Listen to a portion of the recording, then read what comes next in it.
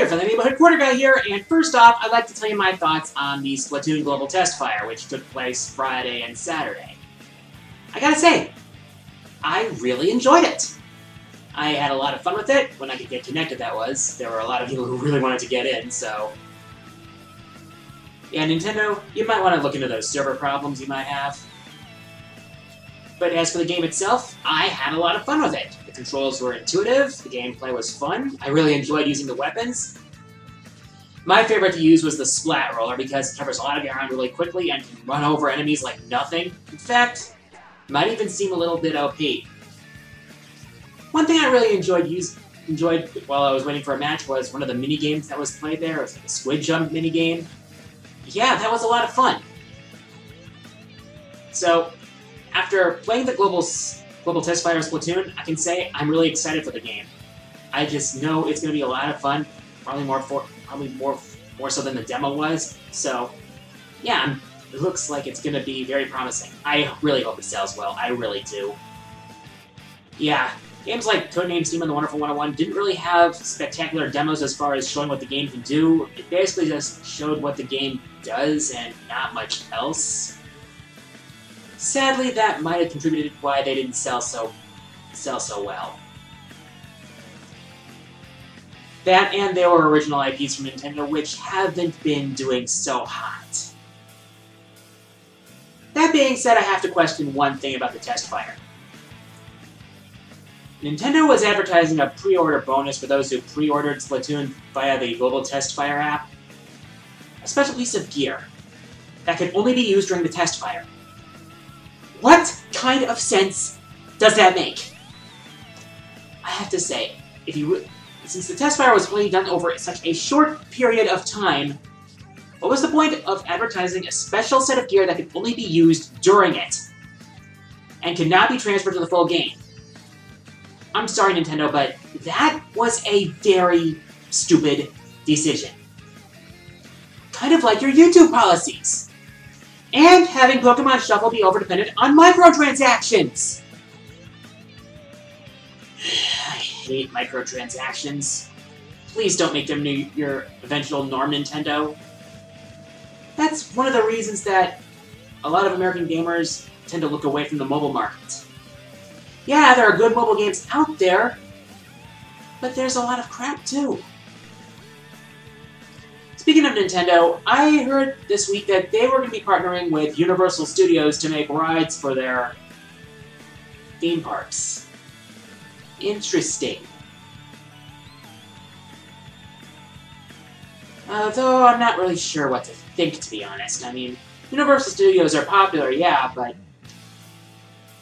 Nintendo is popular enough as it is. Are they really trying to reach out that much further than they need to? I don't know. But there's a lot of interesting stuff that could come out of it. I'm just looking forward to what they show. Oh, by the way, now that my top 10 most wanted Smash Bros. 4 DLC characters list is out, I'm looking ahead to my next list. I'd like to do a review again soon, but the next video I would like to do is for those of you who are fans of Maximilian Dude and his Boss Rage series, I'm interested in doing a top 10 Boss Rage episodes because I enjoy it so much. I just love Max's reactions and the level of hype he gets into. And Salt, of course.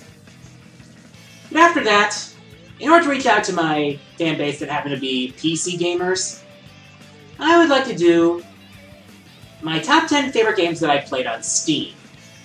After all, Steam is the premier service for PC gaming nowadays. Now that, considering how far PC gaming has evolved. And I just want to show that I'm not simply a console gamer. I'm a firm believer in the idea that there is no gaming master race.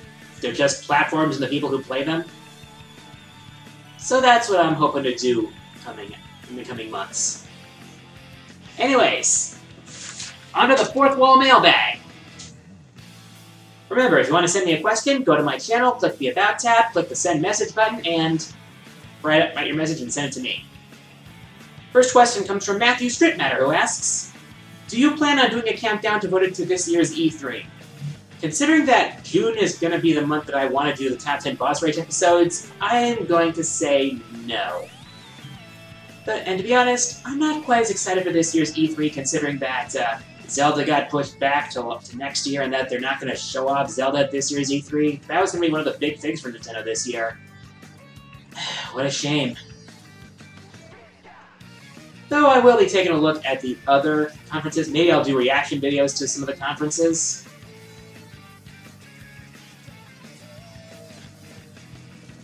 Probably the big three and maybe some of the companies. Hopefully I won't get taken out for copyright. But I probably won't do a countdown dedicated to the E3 conferences. Sako Kirakosyan asks, have you considered doing reactions for Death Battle episodes?